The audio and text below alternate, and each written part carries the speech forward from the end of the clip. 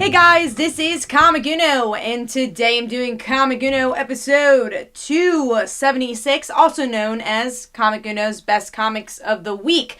So let's get started. I had a bit of a lighter week this week. Next week should be like more of an average. It looks like 17 books is like my average now. But this week I had 13 books, and number 13 for me was Furies, issue 1.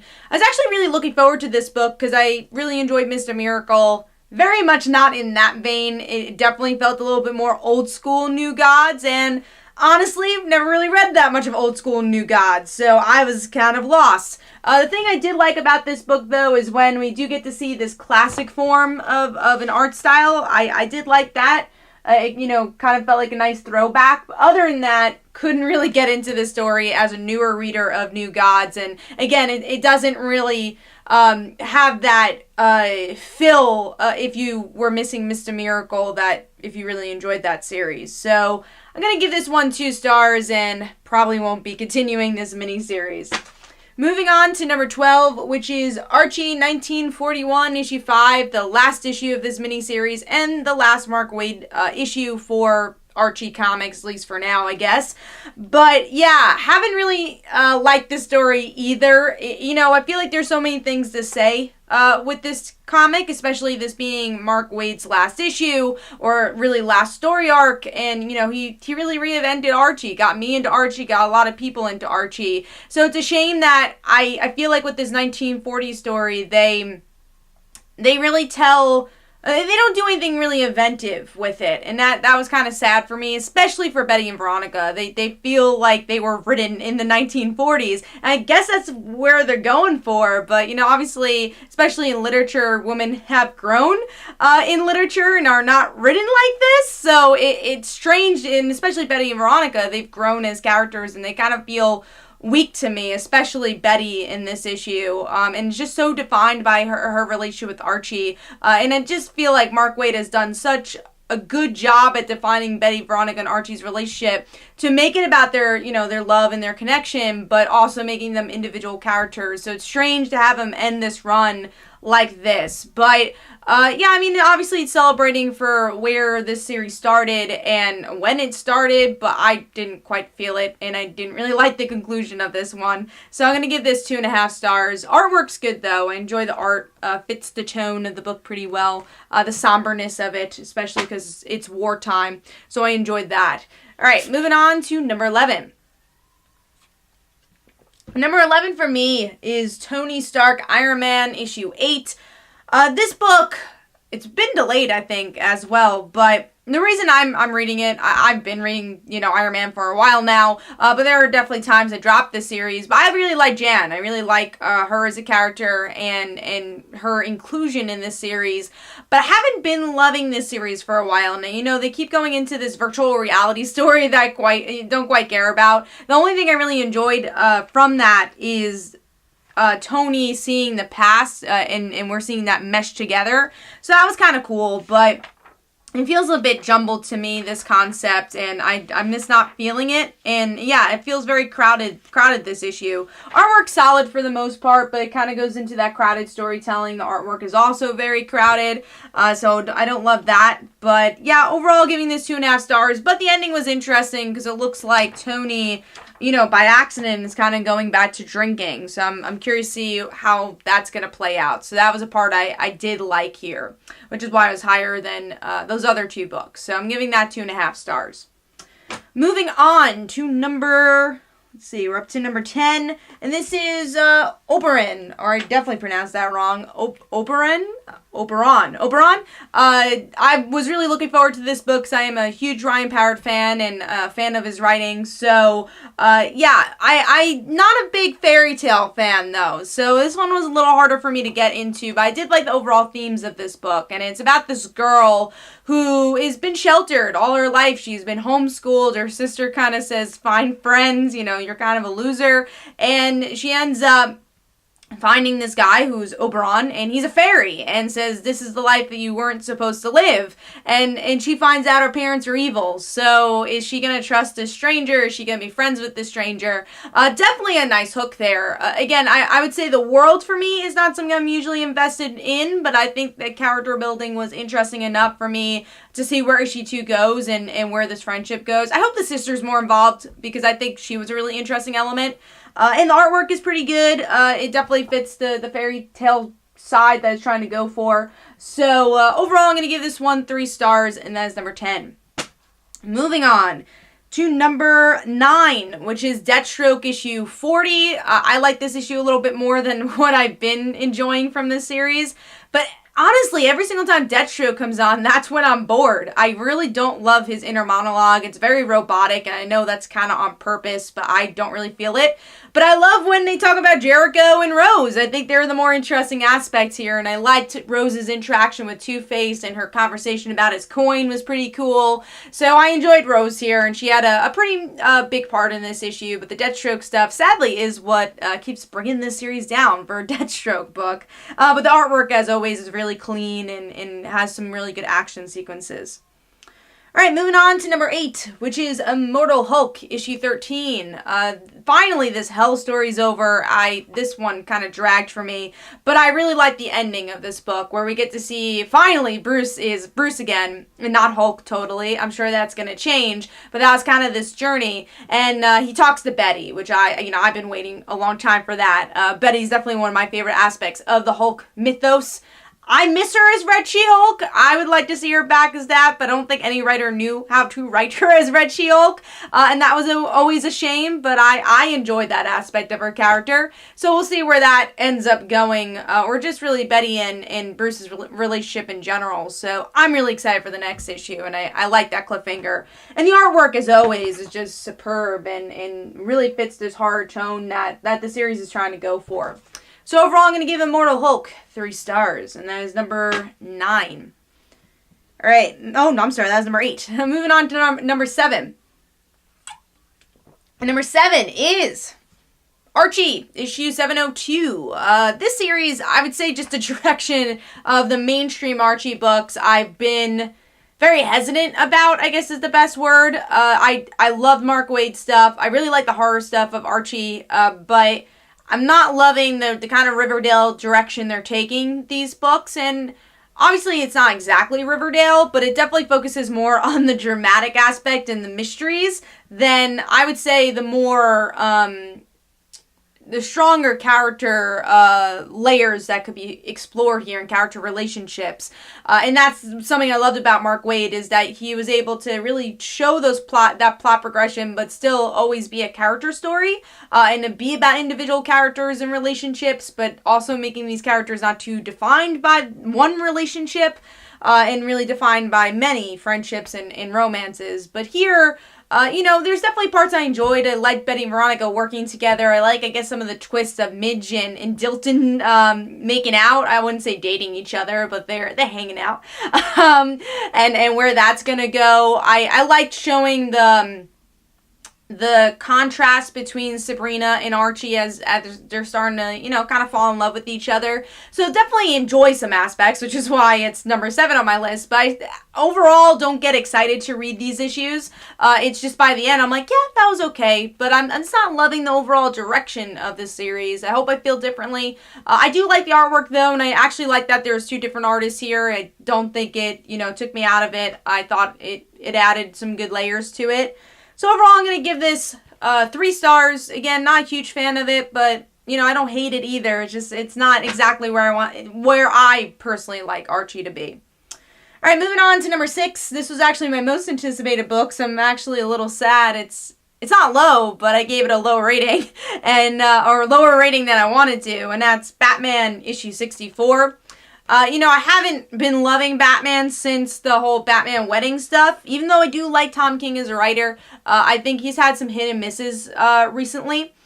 And with this, it kind of is the miss of Heroes in Crisis. And this is coming from someone who actually does like Heroes in Crisis. The miss is that it's really slow.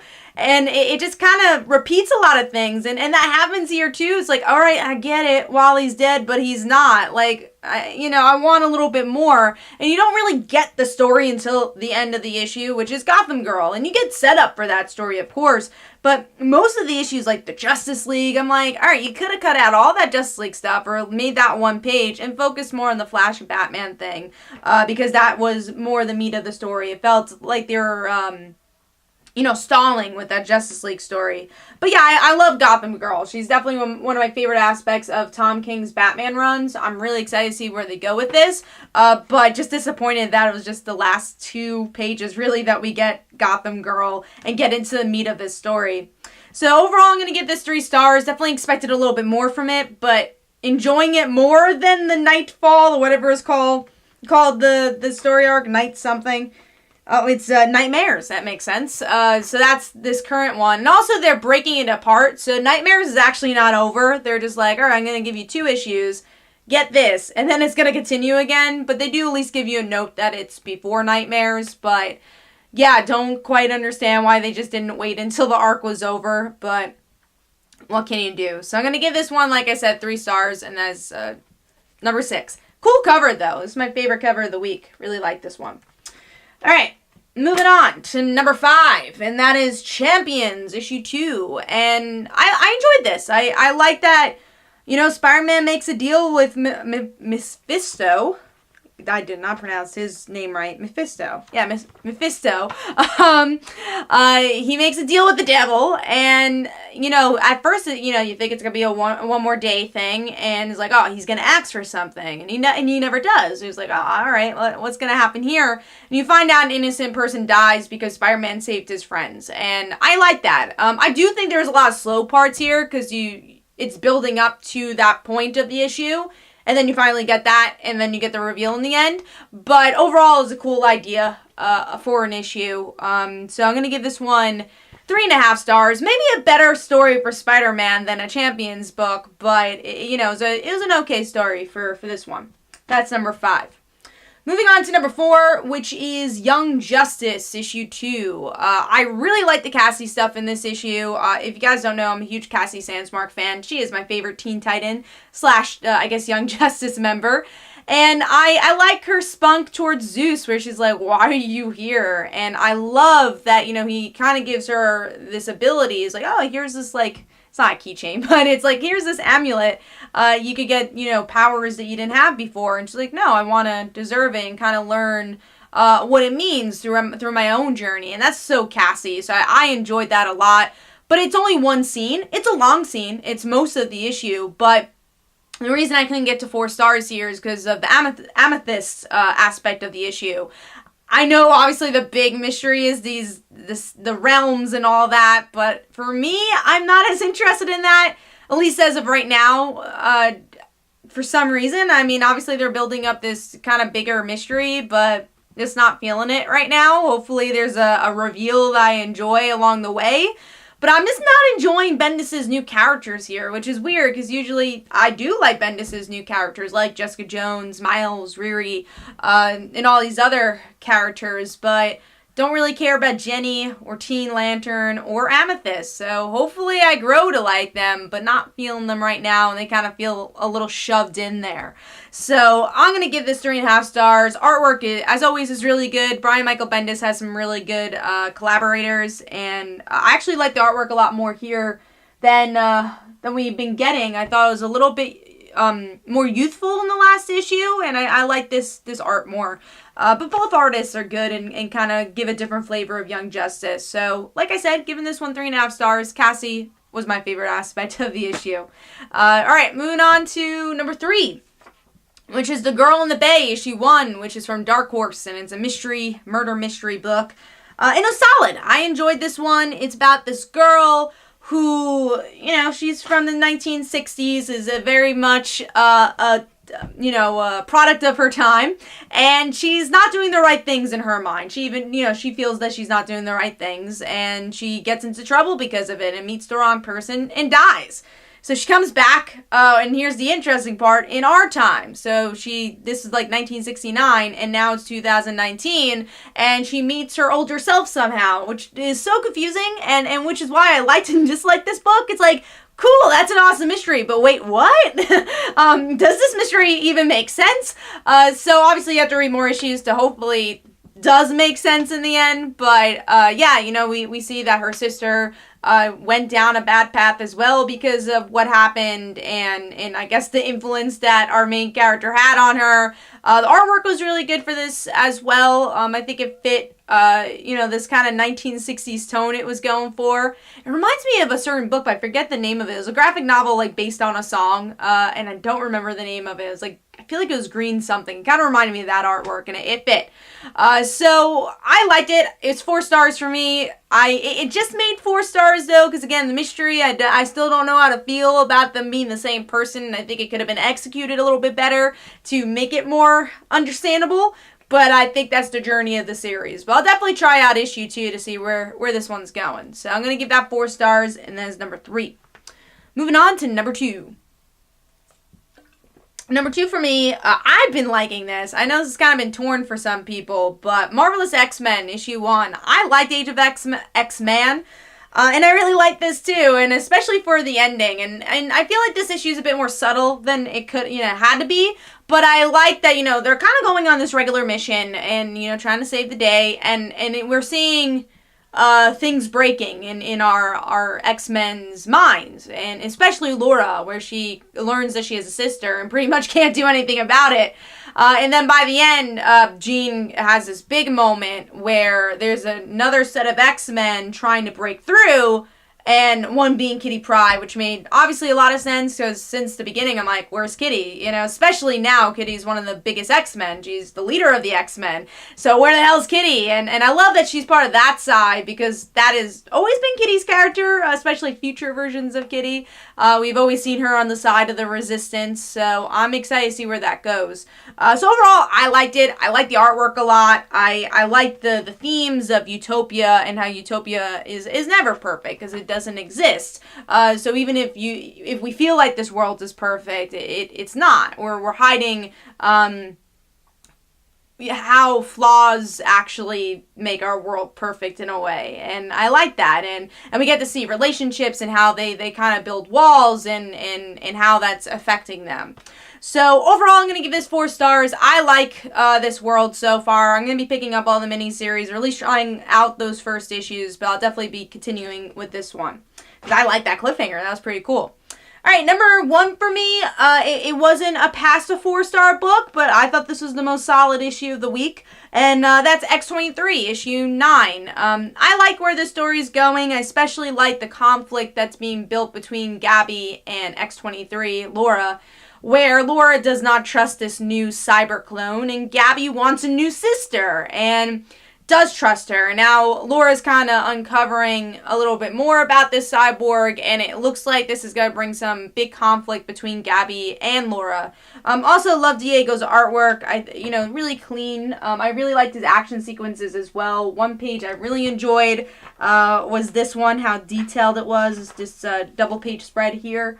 I thought that was really cool. So overall, I thought it was a really solid issue. So that was my pick of the week this week. Let me know in the comments below what were your favorite comics of the week. What were your least favorite comics? And of course, I'll have a new episode next week. Hopefully you guys enjoyed. This is Comic Uno. Definitely go check out my Facebook page, my Twitter, my comic books like Father Like Daughter and They Call Her the Dancer. And every Tuesday on Comic Frontline, we have Frontline Live, which we talk about our top 5 comics and comic book news. And this coming week actually is our 5-year anniversary of Comic Frontline, and we'll be doing a lot of stuff there. So a lot of cool surprises, and even maybe a giveaway for you guys. So definitely go check out that episode.